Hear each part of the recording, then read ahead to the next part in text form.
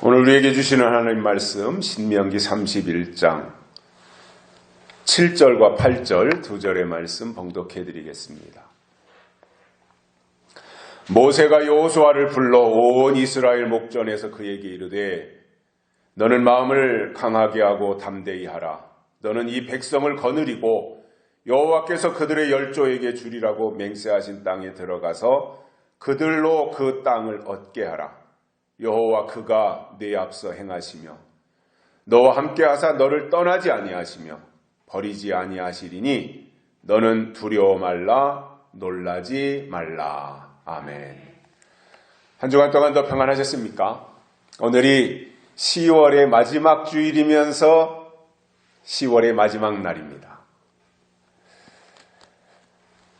벌써 10월이 한 달 훌쩍 지나가 버렸고요. 이제 가을이 깊어지고 가을의 막바지를 향해서 줄다름질 쳐 가고 있는 이 계절의 변화를 우리가 실감하고 있습니다.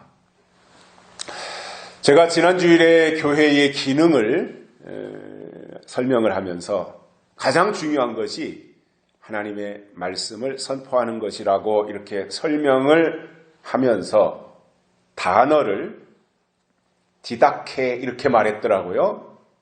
유튜브를 제가 들어보니까. 근데 하나님의 말씀을 선포하는 것을 케리그마라고 하죠. 케리그마를 제가 디다케라고 표현을 잘못했기 때문에 바로 잡습니다. 교회에 세 가지 기능이 있어요. 케리그마, 하나님의 말씀을 선포하는 케리그마, 그리고 하나님의 말씀을 가르치는 교육을 하는 디다케, 그리고 서로 함께 나누고 친교하는 코이노니아. 이 세 가지가 교회의 핵심 기능이라는 것입니다. 정정해 주시길 바랍니다. 요즘 집에서 선풍기 틀어놓고 생활하는 분 계신가요? 더운 것을 굉장히 싫어하는 저도 선풍기를 사용하지 않고 쳐다도 안 봅니다. 쓸 일이 없는데 거기에 왜 비중을 두겠습니까? 제가 선풍기를 사용하지 않는다고 하는 것은 다른 사람들은 더더욱 선풍기에 대해서 관심이 없을 것이라고 저는 생각을 하고 있습니다. 그런데 불과 얼마 전까지만 해도 선풍기가 없으면 큰일 나는 줄 알았어요. 그리고 밖에 나갔다 들어오면 선풍기 어디 있냐고 선풍기부터 찾아서 선풍기부터 스위치를 켜고 그리고 그 선풍기를 끼고 살았습니다. 그런데 지금은 선풍기를 찾지도 않고 관심도 없고 방구석 아니면 창고에다가 아마도 처박아 놨을 것입니다. 왜냐하면 계절이 바뀌었고 날씨가 추워져서 더 이상 선풍기가 필요치 않고 오히려 보일러를 켜거나 아니면 전기장판을 켜야 하는 상황으로 계절이 바뀌었기 때문입니다. 영적으로도 마찬가지입니다. 그 시기가 지나가면 그때에는 그토록 애지중지했던 것들도 그 시기가 지나가면 같이 다 끝나는 거예요. 이 세상의 모든 생산된 제품은 유효기간이라는 것이 있습니다. 특히 후진국은 그런 거에 대해서 별로 관심이 없지만 왜냐하면 먹고 살기 어려운데 유통기한, 유효기간이 뭐가 필요해요. 근데 선진국으로 갈수록 이거는 언제 만들었고 언제까지 유효기간이다. 그 유효기간 내에 사용하지 않았으면 그것은 폐기시켜야 된다. 음식물 같은 경우에 더더군다나 그렇게 표기를 다 합니다. 그래서 유효기간이 지났거나 아니면 용도가 끝나면 더 이상 필요치 않은 거예요.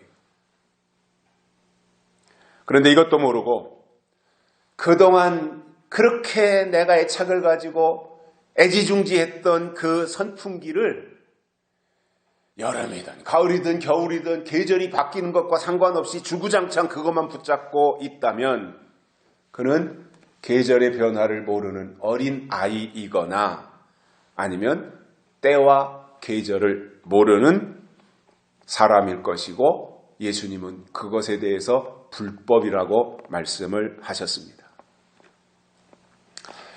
때를 정확하게 알아야 그때 필요한 것이 무엇이냐를 찾을 수 있는 거예요.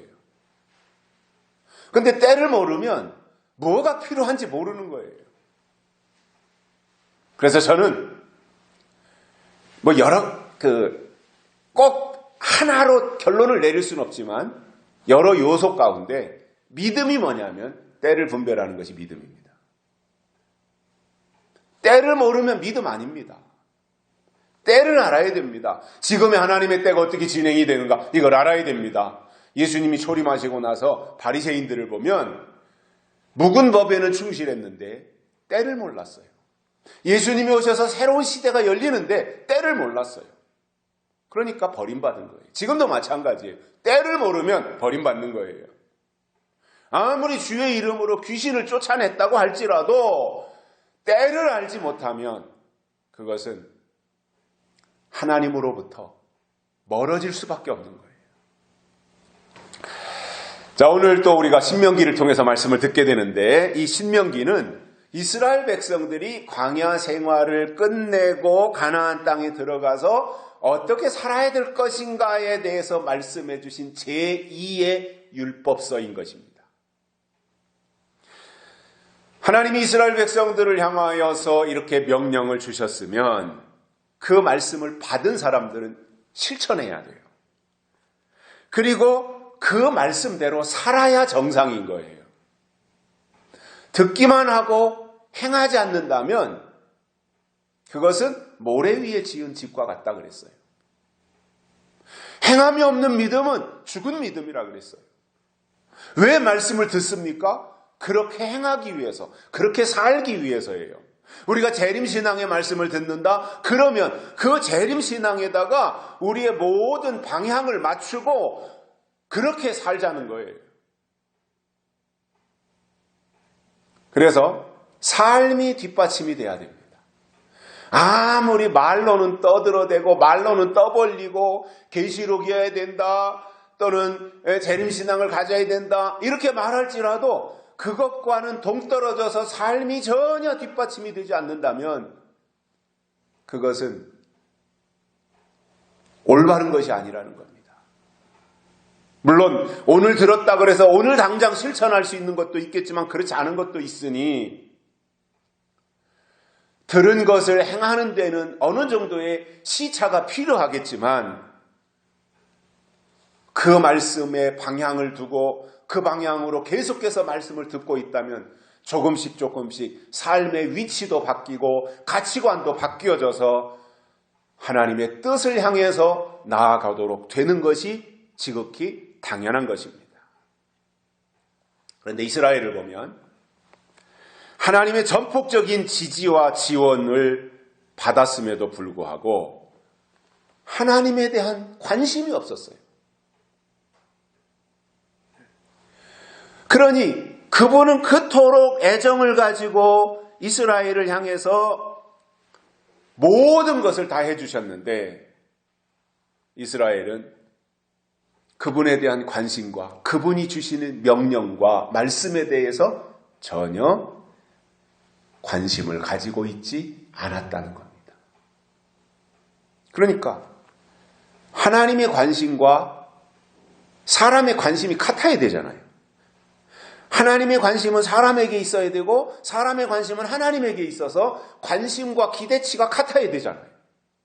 그런데 하나님은 이스라엘을 향해서 관심을 가지고 기대를 하고 있는데 이스라엘은 하나님이 관심이 아니라 전혀 다른 세계를 바라보고 있었던 이 모습들, 바리새인들도 그랬고 유대인들도 그랬고 여기에서 점점 간격이 멀어지는 거예요. 시작할 때는 0.1mm의 간격이지만 이것이 점점 100m를 가고 500m를 가고 1km를 가고 2km를 갈수록 시작할 때는 0.1mm의 간격이었는데 이것이 진행될수록 격차는 점점 이렇게 벌어지는 겁니다. 그래서 아예 시작부터 일치돼야 되고 시작부터 하나가 되어서 전혀 오차가 없는 그 신앙생활을 우리가 해 나가야 합당하게 신앙을 유지해 갈 수 있는 것입니다. 그래서 오늘은 모세가 여호수아에게 주신 권면인데 이것은 하나님이 우리에게 주시는 권면이기도 해요. 그래서 이 권면을 통해서 이 내용이 무엇인지, 여호수아가 모세에게 해주셨던 이 권면의 내용이 무엇인지 세 가지를 깨닫고 은혜를 받겠습니다. 첫째, 마음을 강하게 하고 담대히 하라는 말씀을 해주셨습니다. 여호수아는 모세의 뒤를 이어서 이스라엘 백성들을 이끌고 가야 할 민족의 지도자인데 여호수아에게 가장 필요한 덕목은 마음을 강하게 하는 것과 담대히 하는 것이었습니다. 앞에서 일을 하다 보면 앞장서서 가는 사람들은 뒤에서 흔들어대고 방해부리는 세력들이 반드시 등장하게 돼 있어요. 그래서 동쪽으로 가자 그러면 어떤 사람들은 왜 동쪽으로 가야 되느냐, 남쪽으로 가야 되지 않냐 이렇게 하는 거예요. 그래서 남쪽으로 가자 하면 왜 남쪽으로 가냐, 서쪽으로 가야 되지 않냐 이렇게 하는 사람들이 늘 있는 겁니다. 그때 이기는 길은 강하고 담대해지는 것인데 사공이 많으면 배가 산으로 간다는 말처럼 이 말 듣고 이리 흔들리고 저 말 듣고 저리 치우치다 보면 방향을 잡지 못해서 시간은 지났는데 아무런 성과가 없는 거예요. 노아가 방주를 지을 때 별 회방꾼들이 다 있었잖아요. 왜 산꼭대기에다가 배를 짓느냐, 배는 바닷가에다 져야지 이 말부터 시작해가지고 별의별 말을 다 했을 거예요. 정신 이상해졌냐, 돌았냐, 미쳤냐, 옛날 같지 않냐, 왜 이러면서 주변에 있는 친구들, 사돈들 별소리 다 했을 거 아니에요. 노아가 그런 말을 듣고 일일이 신경 쓰고 일일이 그 말을 반영시키려고 했다면 1000년이 지나도 방주를 못 만들어요. 노아는 주변 사람들의 말에 신경 쓰지 아니하고 오직 하나님이 주신 말씀, 방주는 이렇게 지어라, 여기다 지어라, 이것으로 지어라. 노아는 하나님의 말씀에만 집중했던 것입니다. 그렇기에 방주가 완성될 수 있었어요. 사람을 겨냥했다면 그게 어떻게 됐겠어요? 그런데 노아는 하나님만 겨냥하다 보니 그 일을 성사시킬 수 있었던 것입니다. 자, 이런 내용을 모세가 너무나 잘할 거 아니에요. 광야 40년을 거쳐오면서 산전수전 다 겪었으니까 모세가 이스라엘 백성들의 심리도 다 알고 한마디 말 나오면 이거는 왜 나왔고 어느 지파에서 나온 말이고 다 알 거 아니에요. 화살이 어디에 날아가서 딱 박히면 박힌 것을 보면 이 화살이 어느 방향에서 날아온 거 알듯이 어느 말이 나오면 이 말은 어디서 나온 거구나, 이건 르우벤 지파에서 나왔구나, 이거는 어느 지파에서 나왔구나, 이런 것들에 대해서 모세는 다 알 수 있는 사람이에요. 그냥 그만큼 경험을 충분히 한 거예요. 40년 동안. 그러한 입장에서 모세가 어느 날 여호수아를 향해서 앞으로 네가 가면서 어떠한 어려움을 만난다고 할지라도 위축되지 말고 흔들리지 말고 담대하라는 이것을 첫 번째로 권면했던 것입니다. 자, 뭔가를 결정한다고 할 때 자기에게 딸린 식구들이 없이, 나에게 속한 사람들이 없이 나 혼자 살면서 혼자 결정하고 혼자 책임지는 일이라면 뭐 걱정할 일이 있겠습니까? 가다가 잘못되면 수정하면 되고 틀렸으면 고치면 되고 바꾸면 되고 나 혼자 결정하고 혼자 생각하고 혼자 가는 길이야. 뭐 크게 문제가 될 게 있겠습니까? 그런데 출애굽할 때 당시에 히브리 민족의 숫자가 60만 3,550명입니다. 장정의 숫자만 그랬으니 노인, 여자, 아이들 이런 숫자를 다 합치면 200만 명은 좋게 됐을 것이라고 추정을 하고 있습니다. 그러면 200만 명이면 얼마나 많은 숫자냐면 대전광역시를 빼고 세종시를 뺀 나머지 충청남도의 인구가 215만 명 정도 됩니다. 충청남도, 순수한 충청남도. 대전시는 지금 충청남도가 아니잖아요. 옛날에는 충청남도 대전시였는데 이제 광역시 제도가 나오면서 대전광역시가 됐고 충청남도가 됐어요. 그러다가 세종시가 생기면서 세종시가 따로 시가 됐어요. 그러니까 세종시는 또 충청남도가 아닌 거예요. 대전광역시와 세종시를 제외한 나머지 충청남도에 살고 있는 인구가 약 215만 명 정도 되니까 이 사람들을 이끌고 광야 40년을 진행했던, 행군했던 모세가 얼마나 어려웠겠어요. 그전에도 한번 말씀을 드렸지만 이게 오늘 200만 명이 나와가지고 한 2, 3일 걸어서 가나안 땅에 들어갔다. 그러면 어떻게 해서 그렇게 할 수 있다고 쳐요. 근데 광야 40년이잖아요. 가지고 나온 음식은 한 2주 지나니까 다 떨어졌어요. 그때부터 먹는 음식은 하나님이 메추라기나 만나를 통해서 공급해 주셨습니다. 먹는 문제는 그렇게 해결해 주셨어요. 그런데 사람은 먹기만 하나요? 화장실 가야 되잖아요. 200만 명이 광야에서 화장실 문제를 어떻게 해결했을까? 이게 광야를 생각해 보면요, 이게 보통 문제가 아닌 거예요. 그 경험을 했던 모세가 여호수아를 향해서 말씀해 주시는 이유가 있잖아요. 뭐냐면 여호수아의 결정과 여호수아의 판단에 따라서 그 많은 사람들의 운명이 좌우되는 거잖아요.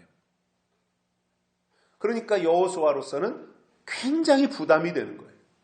모세가 계속해서 이끌고 가고 나는 모세의 옆에서 시종이나 드는 일을 했으면 얼마나 마음이 좀 홀가분할 텐데 그런 상황이 이제 아니게 전개되다 보니 모세가 여호수아를 불러서 이러한 권면을 하면서 앞으로 부닥칠 수 있는 여러 상황들 앞에서 마음을 강하게 하고 담대히 하라고 말씀해 준 것입니다. 이사야 41장 10절에 유명한 이런 성경 구절이 있죠. 두려워 말라 내가 너와 함께 하리라. 놀라지 말라 나는 네 하나님이 됨이니라. 내가 너를 굳세게 하리라. 참으로 너를 도우리라. 참으로 나의 의로운 손으로 오른손으로 너를 붙들리라. 이렇게 말씀해 주고 있는데 여러분 마지막 때 나타날 사탄의 세력은 용의 계통이라 그랬어요. 그리고 그 용의 세력은 결국 거짓 선지자와 적그리스도인데 그들이 나오면 먼저 두렵게 만들어요. 공포감을 심어줘요. 혼란스럽게 만들어요. 그동안 믿음이라고 생각했던 것들을 다 뒤죽박죽 흔들어 놓는 거예요. 그리고는 신본주의의 사상을 무너뜨려서 인본주의로 가게 하는 거예요.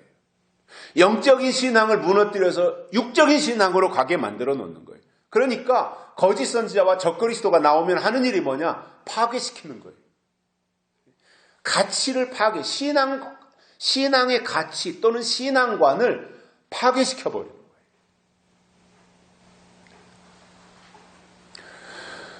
그러한 일이 생길 때 그들과 대항해서 싸워 이기는 길은 강하고 담대한 길밖에 없는 겁니다. 모세가 죽고 나서 여호수아가 이제 이스라엘 백성들이 이끌게 될 때 모세는 요단강 건너가기 바로 전에 죽었잖아요. 그리고 이제 여호수아가 그 큰 일을 이어받아서 이스라엘 백성 히브리 민족을 이끌고 요단강을 건너가잖아요. 그때에 하나님이 여호수아에게 하신 말씀도 모세가 한 말과 똑같았어요. 강하고 담대하라. 그래서 영적인 사람들에게 주시는 하나님의 말씀과 또 하나님이 주시는 능력으로 담대함을 소유할 때 사탄과 맞서서 싸울 수 있는 거예요. 내가 연약하면 자신감부터 없어져요. 자신감이 없는데 무슨 싸움이 되겠어요? 자신감이 없다는 것은 이미 주눅이 들어가지고 진 거예요. 항복선언만 안 했을 뿐이지 이미 자신감을 상실했다고 하는 것은 패배한 것과 똑같은 겁니다. 싸워보지도 않고 이미 지는 거예요. 우리가 잘 알고 있는 다윗을 보면 바로 그 앞에 힘도 세고 전쟁 경험도 많은 골리앗이 버티고 있습니다.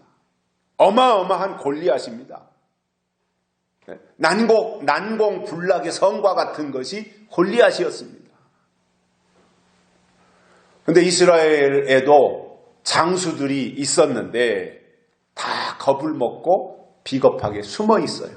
누구 하나 골리앗하고 싸우겠다고 나서는 사람이 없었던 거지요. 그러나 다윗은 하나님이 나와 함께 하신다고 하는 이 자신감이 있었기 때문에 담대하게 달려나가서 골리앗을 한 방에 처단했던 거예요. 여러분, 군인은 담대해야 적을 물리칠 수 있는 것처럼 하나님의 사람들에게 꼭 필요한 덕목이 있다면 그것은 바로 담대함인데, 여기서 말씀하는 담대함은 사탄 앞에서 비겁하지 말라는 거예요. 용기를 가지라는 거예요. 뒤로 물러서지 말라는 거예요. 그리고 하나님을 그 이상으로 더 신뢰하라, 의지하라고 하는 말이기도 한 겁니다.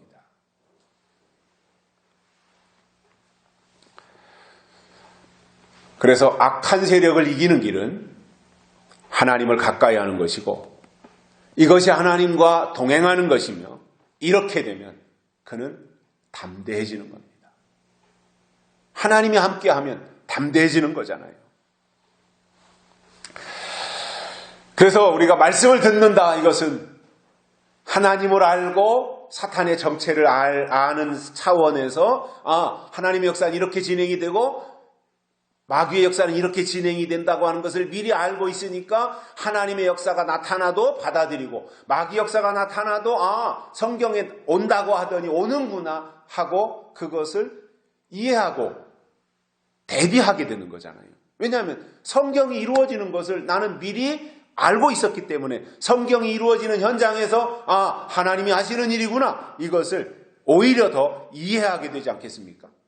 그래서 우리가 출애굽기를 하든 요한계시록을 하든 결국 꾸준히 하나님의 말씀을 듣는다고 하는 것은 우리의 믿음을 강화시키고 하나님을 아는 지식을 축적하면서 믿음의 고도를 높여가는 거잖아요.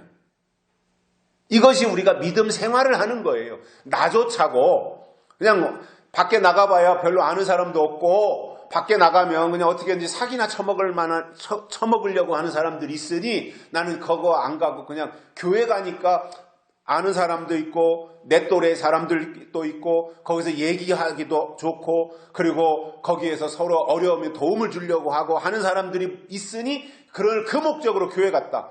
이것과 하나님이 계시고 하나님의 뜻이 이렇고 하나님을 더 구체적으로 알고 내 믿음을 강화시키기 위해서 신앙생활하는 것과는 격차가 너무 먼 거잖아요. 뭐가 중요한 겁니까? 하나님의 뜻대로 내 믿음을 강화시키려고 하는 것이 더 중요한 거지 않습니까? 그래서 우리가 계시록을 공부하더라도 계시록에 공부하는 핵심이 뭐예요? 이 계시록을 통해서 하나님의 뜻이 무엇인지 알고 하나님의 역사가 어떻게 진행이 되며 이런 때가 되면 이러한 악한 영의 역사들도 나타난다라고 하는 것을 미리 알고 그것에 대비하고 가는 것이 하나님이 우리에게 계시록을 주신 목적이라고 저는 이해하고 있습니다. 그런데 요즘에도 종말론이라고 하는 것을 많이 하고 있어요. 제가 지난번에도 말씀을 드렸지만 우리 교회는 종말론은 안 합니다. 참고로 제가 한 번 더 강조하는데 우리 교회는 종말론 하는 교회는 아니에요. 우리 교회는 재림신앙을 말해요. 성경적 재림신앙을 설명하는 거지 우리는 종말론에 막 집착하거나 종말론에 심취해서 가는 그런 사람들하고는 종류가 다른 거예요. 그런데 이 종말론을 보면 종말론을 하는 사람들을 제가 주변에서 보면 종말론은 뭐냐면 사람들에게 두려움을 주더라고요. 소망을 주고 희망을 주는 게 믿음인데 종말론을 파고 들어가서 보니까 종말론은 사람들에게 두려움을 줘요. 다미선교회가 10월 28일 날 92년도 10월 28일 날 휴거된다고 했었잖아요. PD수첩에서 방송국에 나가서 그 자리를 생중계 해줬었잖아요. 그때 이장님 씨가 다미선교회 하면서 이 92년 10월 28일 날 휴거된다라고 할 때 한국 교회가 아무도 그것에 대해서 말한 사람이 없어요. 아니다라고 말한 사람이 없어요. 그때 어느 날 제 아버지께서 여름이었는데 92년도 10월 28일 날 휴거 있다고 막 한참 전국이 떠들썩할 때 여름 무렵에 저하고 만나셨는데 아버지가 그러시더라고요. 야, 이거 이장님이가 이거 다 사기치는데 교회가 가만히 있다 말도 안 하고 그러니까 우리라도 뭘 해야 되겠다. 그래가지고 크리스찬 신문에다가 이장님의 주장은 허위다라고 하는 광고를 우리만 냈었어요. 그거 제가 스크랩 해놓은 거 어디 찾아보면 있을 거예요. 입증해달라면 입증해드릴 수 있어요. 그런데 이 종말론 하는 사람들을 보면 대환란을 설명하면서도 종말론에도 그 구조는 다 있으니까 예수님의 재림도 말하고 환란도 말하고 휴거도 말하고 다 하니까 구조는 우리와 비슷한데 우리가 말하는 재림신앙은 소망과 희망을 준다면 종말론은 두려움과 공포를 준다고 하는 그 차이가 있더라는 거예요.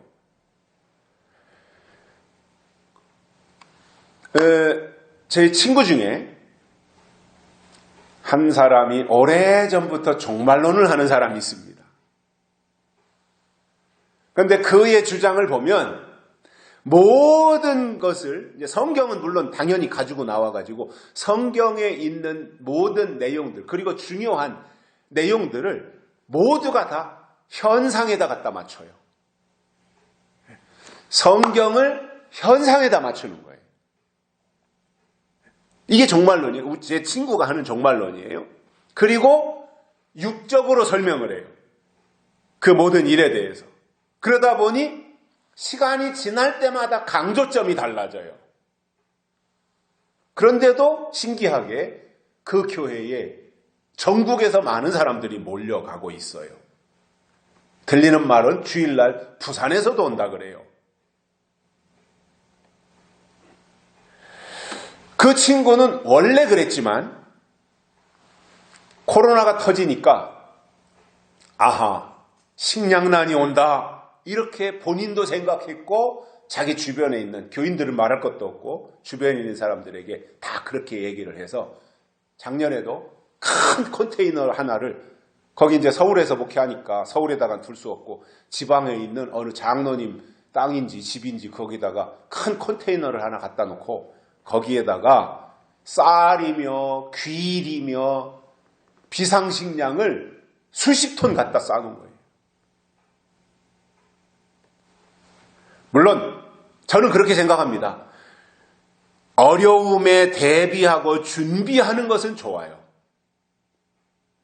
어느 정도 적당하게 대비해서 준비하는 것은 필요하다고 보는데 너무 한쪽 방향으로 치우쳐서 육맥과 영맥이 같이 가야 됨에도 불구하고 육신으로 치우쳐서 환란을 육신의 환란으로만 보고 먹고 살기 어려운 식량이 다 없는 이러한 환란으로만 설명을 해서 육신의 준비는 이토록 넘치게 해서 쌀도 무조건 기회 될 때마다 돈 생길 때마다 쌀을 사놓고 집에다도 사놓고 창고에다도 사놓고 무슨 컨테이너까지 들여놓고 거기다가 엄청난 양을 이렇게 사놓고 그것이 환란에 대한 대비책이라고 말을 하면서 더 중요한 영적 환란에 대해서 방향을 정하지 못하고 있다면 그것은 바람직한 것이 아니라는 말입니다.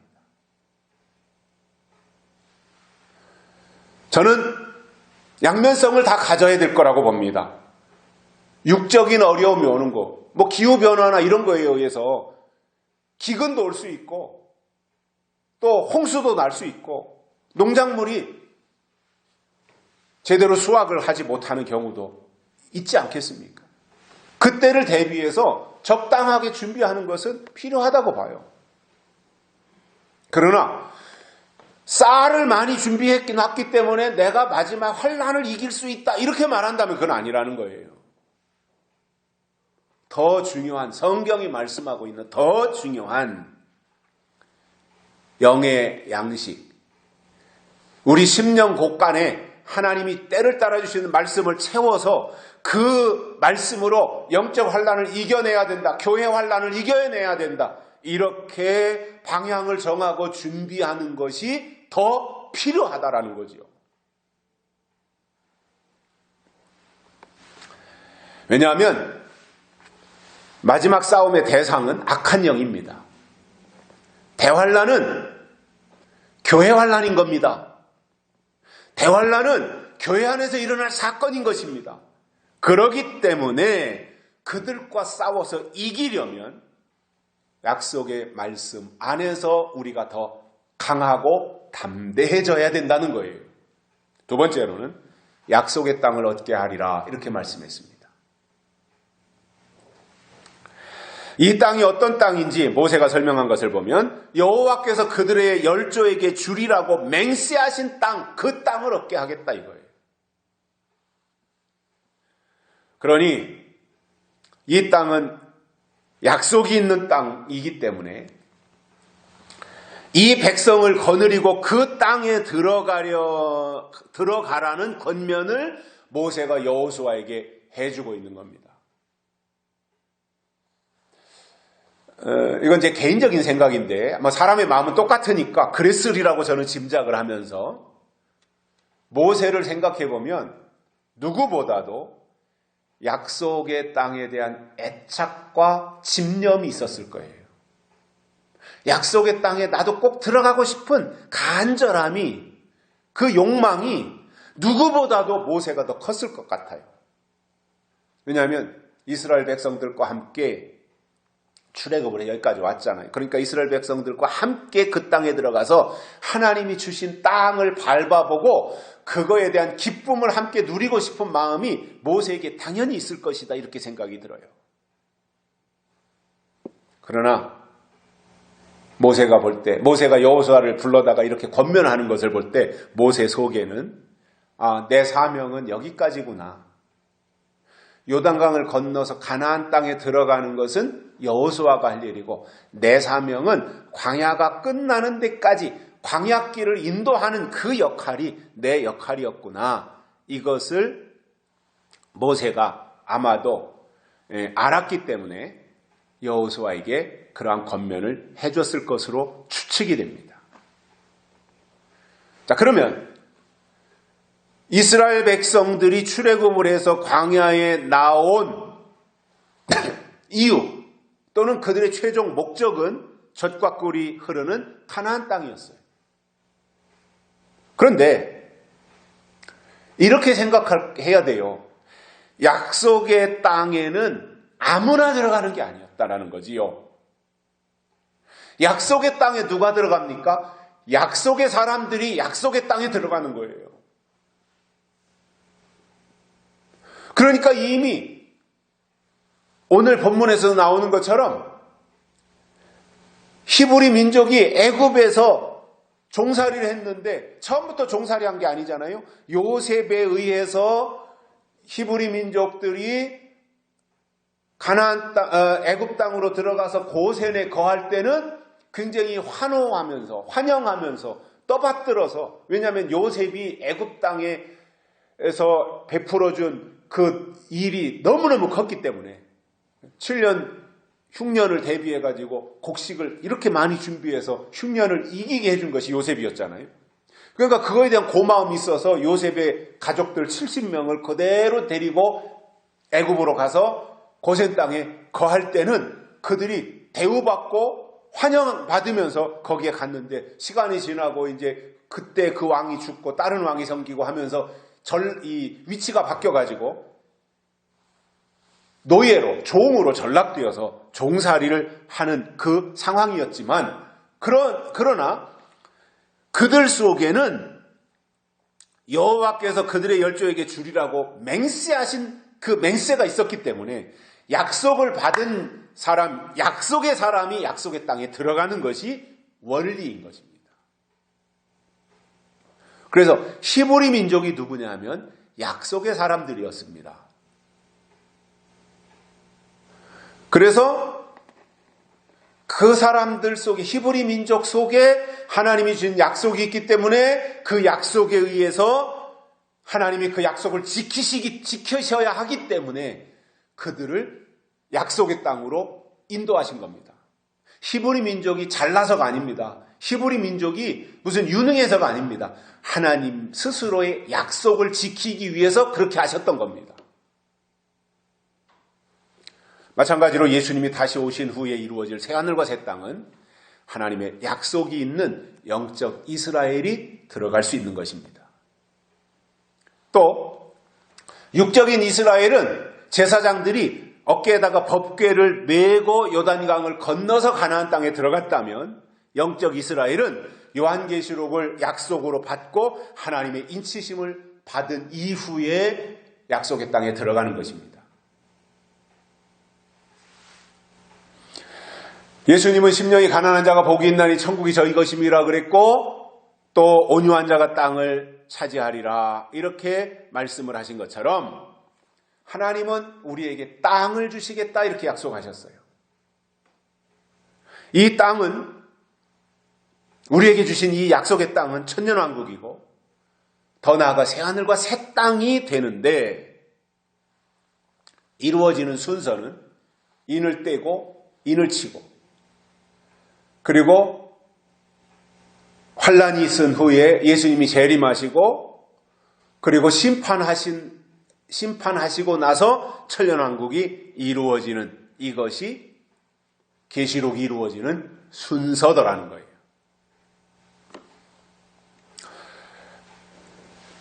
오래전에 저희 아들들이 초등학교 다닐 때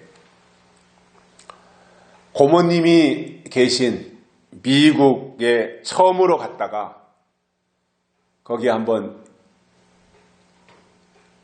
좀 관광을 하면 좋겠다 해가지고 패키지로 관광버스를 타고 이제 여러 명이 버스 한 대에 예약을 한 사람들이 이제 미국 아마 서부 지역이었던 것 같은데 여행을 한 적이 있습니다. 미국에 가서 보니까 모든 것이 다 놀라움인데, 가장 먼저는 규모에 놀랐고요. 광활함에 놀랐어요. 그리고 모든 것이 다 신기하고 새로운데, 먹는 음식이 미국 음식이잖아요. 그러니까 미국 것은 다 좋은 것이라고 생각이 들어서 그때만 해도 처음 몇 번은 피자를 시켰는데 이만한 피자가 나오고 말이죠. 엄청 규모가 큰 것들이 나와서 이제 처음에는 맛있게 먹었는데, 여행을 다니면서 한 이틀 미국 음식만 먹어댔더니 된장찌개가 먹고 싶고 김치찌개가 먹고 싶고 고추장이 먹고 싶고 이러한 한국 음식이 얼마나 먹고 싶던지요. 그러니 어쩔 수 없이 한국 사람이다. 나는 한국 사람이구나. 먹는 음식 보니까 한국 사람이구나. 이러한 생각을 하며 다녔던 기억이 있습니다. 왜 제가 이 말씀을 드리느냐 하면은 우리가 정말 하늘에 속한 사람이라면 그 증거로 하늘 소식을 듣고 싶어 해야 되고 하늘 양식을 먹고 싶어 해야 되며 하늘의 신령한 것에 대해서 보고 싶어 하는 마음이 있어야 됩니다. 이 사람이 하늘에 속한 사람인 것입니다. 하나님은 우리가 이 땅에서 살고 있지만 하늘의 것을 사모하고 하늘의 것을 바라보면서 하나님을 의지하고 살아갈 때 하나님은 그들에게 약속의 땅을 선물로 주시겠다고 말씀하신 겁니다. 세 번째로는 두려워 말고 놀라지 말아라 이렇게 권면하셨습니다.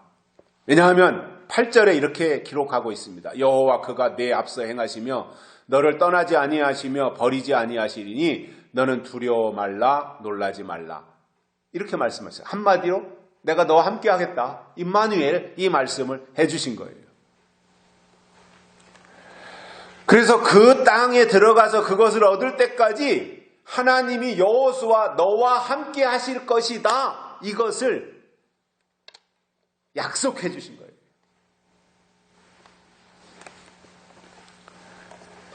그러니 하나님이 함께 하시다면 두려워할 이유가 없지요. 겁날 이유가 없지요. 무서울 이유가 없지요. 하나님이 함께 하시는데 뭐가 걱정이겠습니까? 제가 초등학교 다닐 때까지만 해도 아마 제가 초등학교 6학년 때 그 발전기를 돌려서 대산 구진 시장 거기에만 발전기를 돌려서 전기를 공급하는 게 5학년 때인지 6학년 때인지 들어왔어요. 그 전까지는 다 등잔불 켜놓고 살았고요. 그러니까 저도 등잔불 세대인데 그러다가 중학교 다닐 어느 무렵에 이제 한전에서 들어와서 전봇대를 세우고 전기를 보내줬는데 제가 초등학교 다닐 때까지만 해도 집에 전기불도 없는데 뭐 가로등이라는 건 생각지도 못하는 거죠. 그러니까 밤이 되면 깜깜하잖아요. 칠흑같이 어둡잖아요. 근데 어쩌다 그 밤에 뭐 겨울이면 이제 초저녁도 깜깜하니까 그 밤에 어머니가 심부름을 시키시는 거예요. 야, 연탄 떨어졌으니 가서 연탄 좀 사와라. 아니 그것도 좀 해가 있을 때, 좀 저녁 때 어둑어둑 뭐 이렇게 땅거미가 진다든가 이럴 때 그 심부름을 시키면 좋은데 밤중에 초저녁인데도 깜깜하니까 밤중에 연탄을 사러 가려면 그때 제가 살고 있던 곳이 초등학교 뒤에 있는 산 아래 거기에서 살았기 때문에 연탄집까지 가려면 거리가 제법 돼요. 그 거리가. 그러니까 이제 바로 밑에 동생하고 같이 한쪽에다는 후레쉬 들고 동생이 이제 후레쉬를 들고 뚜벅뚜벅 걸어갔다가 연탄을 사가지고 집으로 오는데 뭐 수레가 있어요. 뭐가 있어요. 그때 산액기에다가 연탄구멍에다 산액기 꽂아가지고 양쪽에 2장씩 이렇게 손으로 들고 그리고 낑낑대면서 몇 번 쉬고 그리고 집으로 왔던 기억이 생생합니다. 지금도. 아마 그때 여유가 있었다면 가을에 1000장 2000장 연탄을 미리 사놨을 텐데 여유도 없고 또 그때마다 이제 시키면 50장씩 100장씩 배달을 해주는 연탄집 그 분이 배달을 해주는데 지금처럼 뭐 경운기가 있어요. 뭐 차가 있어요. 그러니까 일일이 네 앞과 사람이 끌고 다니는데 우리 집은 또 산 아래쪽 이 지대가 높다 보니까 잘 배달을 안 해주려고 하는 거예요. 그러니까 이제 연탄이 떨어지면 제가 그래도 큰아들이니까 가서 산액기에다 껴가지고 그리고 연탄을 사서 이제 불을 지피고 추운 겨울밤을 이렇게 지내고 했던 적이 있는데 그때 동생하고 가면서 또는 오면서 연탄을 사가지고 인적이 드문 그 숲길 거기를 걸어오다가 그렇지 않아도 이제 무서운 마음이 조마조마한데 옆에서 그냥 부스럭하고 쥐새끼라도 뛰면 화들짝 놀래가지고 말이죠. 등골이 오싹했던 적도 수도 없이 많아요. 왜냐하면 그 당시에는 동네 형들이 초등학교 화장실과 관련된 귀신 얘기를 많이 해줬거든요. 그러니까 그런 얘기를 들었던 것이 그 상황이 되니까 떠오르는 거예요. 그러니까 더 무서운 생각이 많이 들었던 거죠. 그러다가 어느 날 밤에 아버지하고 같이 갔던 적이 있어요. 그런데 상황은 똑같아요. 밤인데다가 산길에다가 상황은 똑같은데 아버지하고 같이 가니까 전혀 무섭지 않더라고요. 왜냐하면 문제가 생기면 아버지가 알아서 다 해결해 주실 것을 제가 알고 믿었기 때문에 그랬지 않겠습니까? 그 후로 저는 생각하기를 똑같은 상황에서도 누구와 함께 가느냐에 따라서 두려움이 생길 수도 있고 두려움이 사라지기도 하는구나. 두려움은 별게 아니구나. 내가 누구와 함께 있느냐 이게 중요한 것이구나. 그 깨달음을 나중에 했어요. 내가 너와 함께 함이니라. 하나님이 우리와 함께 하시겠다. 그 하나님과 함께 하면 사탄 앞에서도 두려워할 이유가 없다라는 거지요. 성경에도 보면 창세기에서부터 요한계시록까지 시대를 막론하고 하나님이 붙잡고 쓰신 사람들을 보면 두려움이 없이 하나님을 의지한 사람들을 하나님이 쓰셨습니다. 여러분, 우리가 잘 알고 있는 엘리야에게 두려움이 있었다면 갈멜산에서의 기도 대결이 성사될 수 있었겠습니까? 도망가 버렸겠지요. 두려움이 있었다면. 다윗이 골리앗 앞에서 두려워했다면 무모한 시도를 했겠습니까? 다른 장수들처럼 똑같이 잠수 타고 말았겠지요. 다니엘의 세 친구가 풀무불 앞에서 두려움이 있었다면 그들은 풀무불 앞까지 올 이유도 없고 이미 다 타협하고 마무리해서 풀무불 근처에도 안 갔을 겁니다.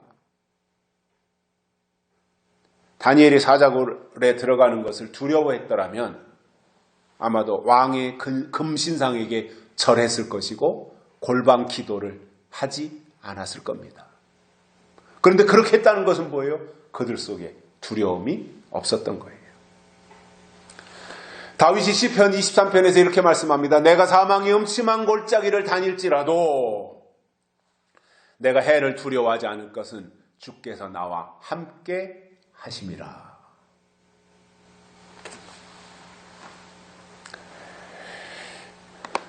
그렇다면 하나님이 누구와 함께 하실까요?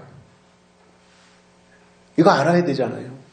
하나님이 함께 하시는 것이 두려움을 물리치는 것이고 하나님이 함께 하시는 것이 승리하는 길인데 그렇다면 하나님이 누구와 함께 하시겠어요? 하나님은 반드시 하나님과 통하는 사람과 함께 하셔요. 통해야 되잖아요. 소통이라 그러잖아요. 이게 서로 통해야 되잖아요. 하나님과 통하는 사람과 하나님이 함께 하시고 또 하나님의 계획을 또는 하나님의 마음을 아는 사람과 하나님이 함께 하시며 주님이 보시기에 합당한 사람과 함께 하시더라는 거예요. 그러니까 하나님이 보실 때 하나님 마음에 들어야 된다는 거죠. 잘나고 못나고의 문제가 아닙니다. 하나님 보실 때 너는 내 마음에 합하다. 하나님이 다윗을 보시니까 너는 내 마음에 합한 자라 내 뜻을 다 이루게 하리라. 다윗을 향해서 그렇게 말씀하셨고 그 말씀 그대로 다윗을 통해서 예수 그리스도가 이 땅에 오시는 통로로 쓰셨던 것처럼 우리도 하나님의 마음에 합해야 되고 하나님 보시기에 좋아야 되며 하나님과 통하는 것이 있어야 되더라는 거예요. 호렙산에서 모세가 하나님을 대면했을 때 모세가 이제 지팡이를 잡고 있었는데 그 지팡이를 땅에다 던지라는 거예요, 하나님이. 그러니까 모세는 왜 내가 잡고 있는 지팡이 내가 이거를 왜 던지라고 그러나 하고 그냥 무심코 던졌더니 뱀이 된 거예요. 커다란 뱀이. 모세가 얼마나 놀랬겠습니까? 근데 다시 하나님이 말씀하시는 거예요. 야, 모세야, 봤니? 예, 봤습니다. 놀라지 마. 이번에는 그 뱀의 꼬리를 다시 잡으라. 그 말에 이제 지금 막 꿈틀거리는 뱀인데, 그것도 쬐까는 새끼뱀도 아니고, 그 꼬리를 잡으라고 해서 조심스럽게 다가가가지고 그 뱀의 꼬리를 잡았더니 다시 지팡이, 원래 모세의 지팡이가 된 거예요. 이 사건을 통해서 하나님이 모세를 교육시켰는데, 그것을 통해서 모세가 깨달은 것이 있습니다. 뭐냐면 하나님이 누구시냐, 이걸 알았던 거예요. 그리고 하나님의 임재, 하나님이 함께 하시면 이렇게 되는구나 하는 것을 모세가 드디어 거기서 터득한 겁니다. 그 후부터 모세는 애굽의 바로왕 앞에 가서 10가지 재앙을 내릴 때나 또는 유월절을 지키고 출애굽할 때나 장자 죽는 재앙이나 이런 거에서 전혀 두려움이 없었어요. 왜냐? 하나님이 함께 하시면 어떻게 된다라고 하는 것을 알았기 때문이에요. 어느 날 이제 때가 되어서 10가지 재앙을 다 끝내고 바로왕이 항복, 히브리 민족 다 데리고 빨리 떠나라 이렇게 말을 듣고 모세가 이제 이스라엘 백성들을 이끌고 출애굽을 했습니다.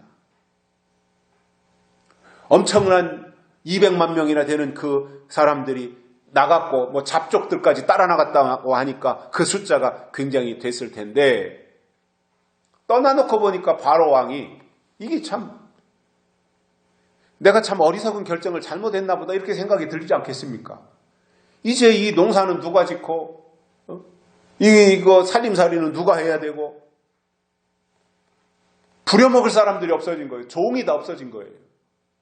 그러니까 순간적으로 이제 그냥 열불이 나가지고 애굽의 군대에 명령을 내려가지고 야, 뒤쫓아가서 다시 잡아와라, 그런 거잖아요. 그래가지고 이제 막 말을 타고 군대가 쫓아갔는데, 히브리 민족은 뭐 쫓아오는 거 이건 생각지도 못하고 터벅터벅 가서 보니까 홍해 바다가 앞에 가로막고 있어요. 이 바다를 어떻게 건너가나, 일단 휴식하자, 쉬면서 생각하자. 그러고 있는데 누군가가 말합니다. 애굽의 군대가 뒤에서 쫓아온다. 보니까 하얀 먼지를 입으면서 막 말굽 소리가 막 따가닥 나면서 힝 하면서 말 우는 소리에 뭐 병기 부딪히는 소리에 여러 가지 온갖 소리가 나면서 보니까 애굽의 군대가 뒤에서 분노가 치밀어가지고 쫓아오는 거예요. 앞에는 홍해 바다지요. 뒤는 애굽의 군대가 쫓아온다고 하죠. 꼼짝달싹할 수 없는 상황이고, 그 앞에서 모세는 두려움이 치밀어 오를 수 있는 그 상황이었습니다.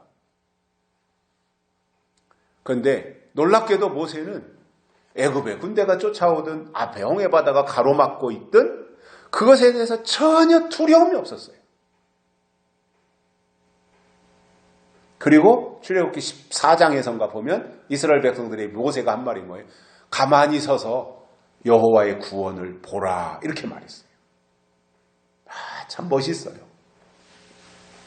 다 아우성이고 다 당황하고 다 막 웅성웅성거리고 이러고 있는 가운데서 그렇게 어떻게 침착하고 차분하게 대처할 수 있었는가, 모세가. 그 이유는 이겁니다. 하나님이 모세와 함께 하신다는 것을 알았고, 출애굽을 신의 역사로 일으키신 하나님이 이 상황도 정리해 주실 거라고 하는 믿음이 모세에게 있었던 거예요.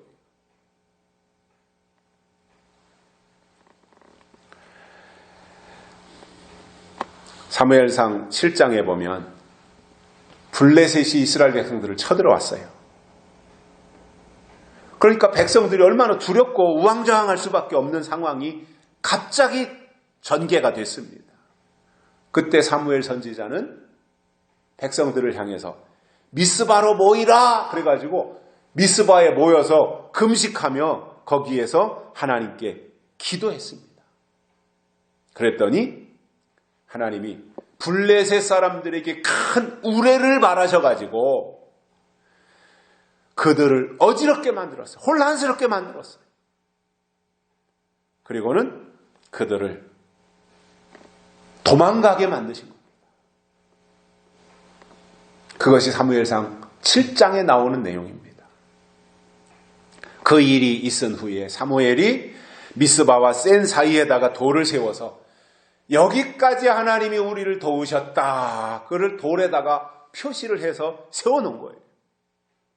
그래서 그 돌의 이름을 에베네셀이라고 한 겁니다. 도움의 돌이었다 이겁니다. 하나님이 도우셨다라는 거죠. 그러니까 하나님이 함께 하지 않으면 두려워할 수 있고 놀랄 수 있고 당황할 수 있고 근심할 수 있고 걱정할 수 있고 염려할 수 있지만 그러나 하나님이 함께 하시면 그 모든 것들을 다 물리칠 수 있고 하나님을 의지하고 살아갈 수 있다라는 말입니다. 결론으로 여호수아를 향한 모세의 권면을 보면서 우리는 하나님의 손에 붙잡혀서 하나님의 뜻을 이루는 일에 쓰임 받아야 되겠다고 하는 것이고 그것을 위해서 우리는 마음을 강하게 하고 담대히 해서 하나님이 약속하신 약속의 땅을 차지하는 은혜가 있기를 주의 이름으로 축복합니다. 살아계신 하나님 아버지 감사합니다. 우리를 불러주시고 오늘 또 하나님의 말씀을 듣게 해주셔서 감사를 드립니다. 오늘 주신 말씀 우리 신비에 새겨지고 이 말씀 그대로 우리가 하나님을 더욱더 견고하게 의지하고 하나님의 뜻대로 살면서 하나님의 마음에 합한 저희들 되도록 복을 내려 주옵소서. 다시 오실 예수님의 이름으로 간절히 기도드리옵나이다. 아멘. 찬송가 516장 부르시면서 하나님께 헌금 드리시겠습니다.